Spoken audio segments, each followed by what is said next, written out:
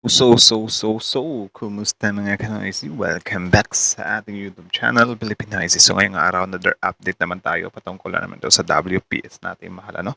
So ang video ito ay mula kay Melbs Castle. So meron itong pamagat na iyak China, napikon sa BIFAR. Babangkain na sana ng BIFAR. Di natinag kahit winater canon. Nako, winater canon pa nga. Grabe, it's been a while ha. Matagal-tagal din. Ngayon, eto na naman yung China. Gumamit na naman ng tubig na hindi sa kanila. Ang kapal na mukha no, nang wawater cannon ng hindi nila tubig. Ay, nako. So, before we start, Melbs Castle, support nyo yan. Also, kung trip nyo ng mga ganitong reaction video, may kasama kayo manood. Huwag nyo na rin kalimutang supportahan yung YouTube channel natin. Filipino IC. Sa mga kanoisy, hindi na natin ito patatagalin ba?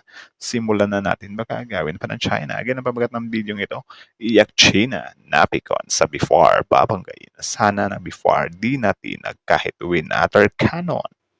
So, Melbs Castle, Filipino IC, like, comment, share, subscribe, start. Sa habulan hanggang pinagbobomba na ng water cannon ng China Coast Guard. Ulit, start zero. Nagsimula sa habulan hanggang pinagbobomba na ng water cannon ng China Coast Guard ang BIFAR. Kinumpirma yan ni Philippine Navy spokesperson Commodore Roy Trindad. Muli na naman kasing pumalag ang kapitan ng barko ng BIFAR laban sa mga Chinese. Maririnig sa video ng BIFAR na wag niyong pansinin yan, dire-diretso lang tayo. Ang Ewan ko ba kung matutuwa ba ako dito or hindi, yung pinalagan nga natin pero na water cannon pa rin tayo. Ewan, hati yung opinion ko, hati yung emosyon ko dito, men. tapang ng BIFAR matapang pa kaysa sa Philippine Coast Guard. Pero kung PCG yan, kayang-kayang patrasin yan ng China Coast Guard. Pero ibahin mo ang BIFAR. Talaga yan basta mga pag-resupply mission lang. Tama. Bakit ba, iba yung tapang ng Coast Guard at ng BIFAR? Gayong yung Coast Guard naman yung may mas high authority. Or dahil ba, mas prone yung Coast Guard na baliktarin ng China? Or I don't know. Narito ang ilang video ng paghabol at pagbomba ng China laban sa ating barko. Prepare sir, prepare. Ayan na! Yan na, water cannon na. Ito po ang militia vessel. Halos dumikit na po ngayon sa amin.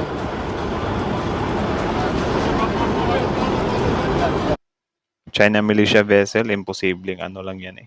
Tao-tao lang yan eh. Of course, mga well-trained yan. Diba? Naglalagay nga yan ng spy dito sa Pilipinas.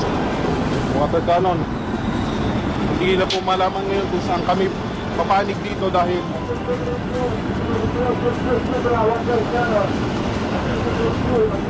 pinag-water Yung cannon barko po. niya talaga tumao.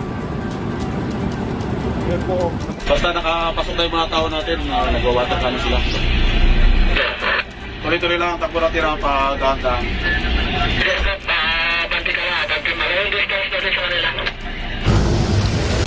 Parang bumabagyo po dito sa loob na pinaroroonan namin sa lakas po.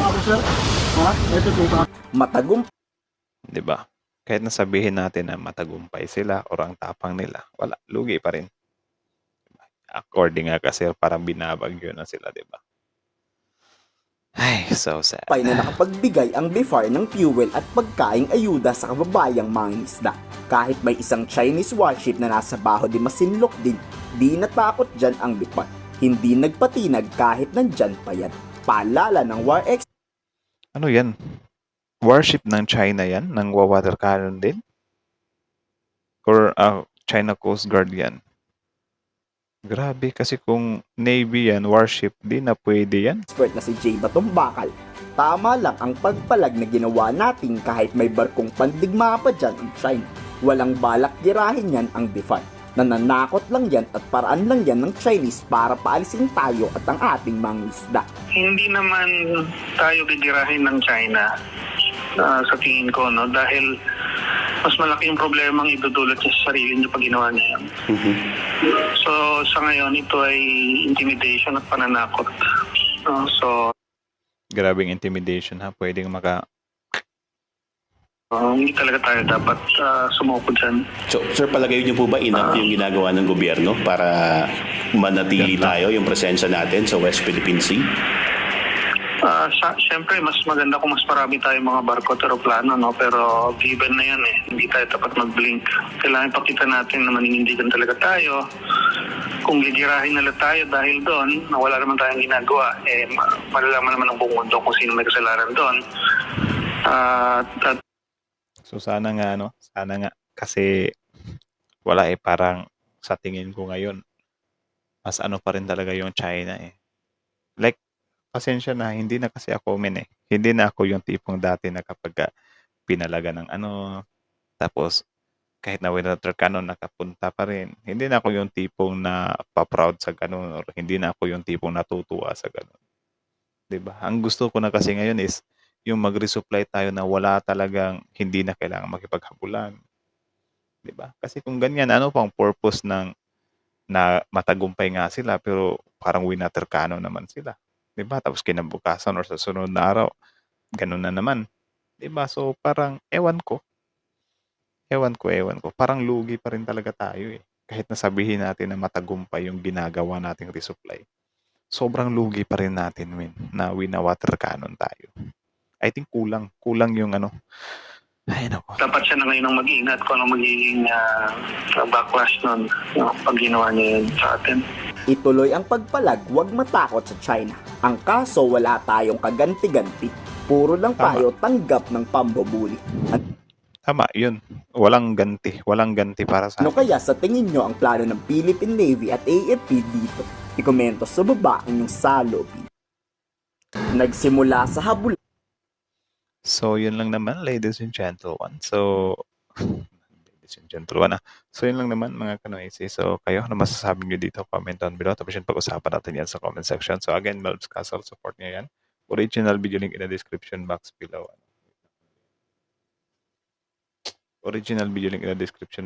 Subscribe nyo rin. Melbs Castle, panoorin nyo rin yung mga videos niya. Tapos, syempre, bago nyo iwan yung channel natin, huwag nyo na rin kalimutan mag-like, mag-share, mag-comment, at mag-subscribe. So, kita nyo naman yun. Malinaw pa sa klaro.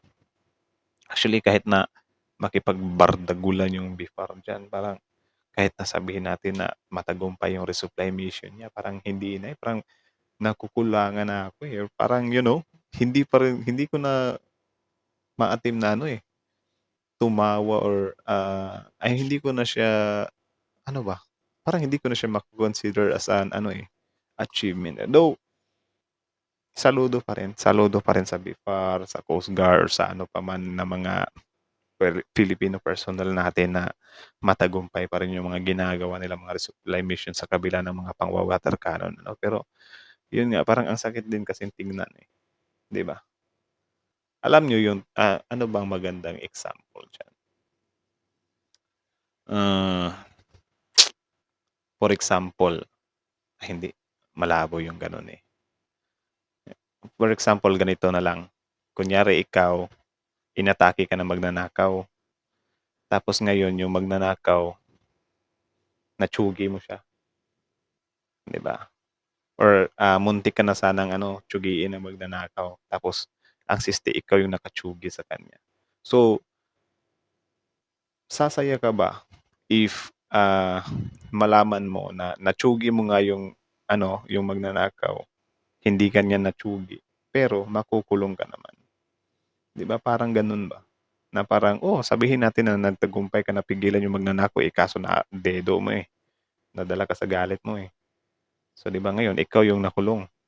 For example lang yun ha. So, parang ganun lang din dito na matagumpay nga yung BIFAR natin. Pero yun, wina-water cannon tayo. Diba? Mabigat na yung sinabi ni Sir na para na kaming binabagyo dito sa loob. So, it means, grabe yung ginawa ng China. Diba? So, sana mas magandang solusyon na sa susunod. Kasi para sa akin, hindi siya solusyon eh. Still bullying pa rin siya eh.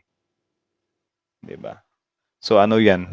Kapag yung anak niyo sa school, inattempt na i-bully, tapos hindi sila nagtagumpay, parang, okay lang hindi naman sila nagtagumpay eh. Hindi ka muna magagalit, hindi ka muna gagawa ng action kasi hindi naman nagtagumpay yung bully sa anak mo. Di ba? Dapat actionan mo na ngayon bago pa maging huli ang lahat. Di ba? Ganun lang yun.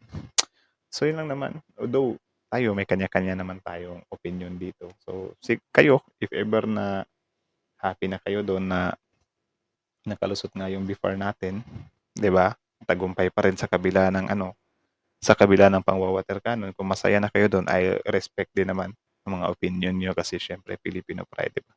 So again, saludo nga sa mga Filipino personnel natin na gumawa ng ganun. Pero sana sa susunod, mas maganda na yung action natin, or may action na talaga.